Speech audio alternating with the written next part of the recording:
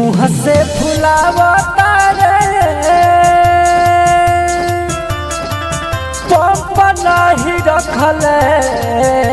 रे बारे मुँह से फुलावता रे पंप नहीं रखल बारे सरसों मिला के बाने झुन झुन बजावता रे मुँह से फुलावता रे पंप नहीं रखले बारे सरसों मिला के बाने झुन झुन बजावता रे माई के सोइया हमर बेचत फुलावना बारे इया के दमदा तोहर बेचत फुलावना बारे मेहला दा सहारा में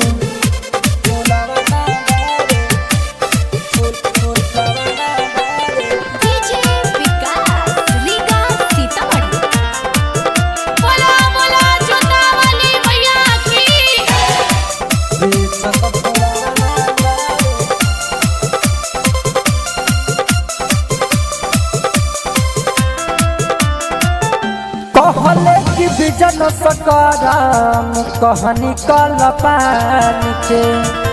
बन ठन के आई हम अपना दुकान पे समझन में राजा कहले कि बिजन सकराम कहनी कल पान के बन ठन के आई हम अपना दुकान पे साइकिल पर बंधले बारे बेचतार खरे खरे सरसों मिला के बाने झुन झुन बजावता रे माई गे सोइया हमारे बेचत फुलावना बारे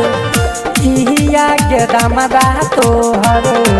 बेचत फुलावना बारे मेहला दा सहारा मार मुधई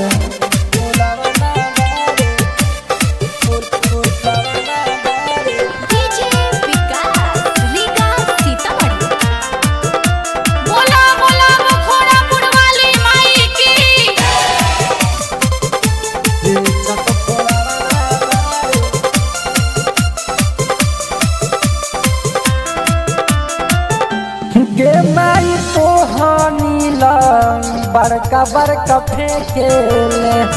कहबो झाल मुढ़ी कबो मोहरा बेचेले समझ गे तो हानीला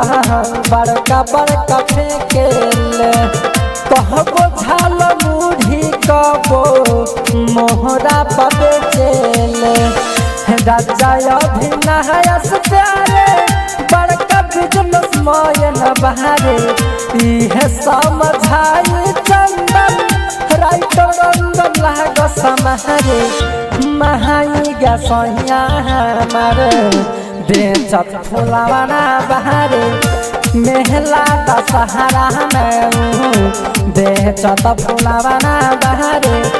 मेहला दा सहारा में मालतिया के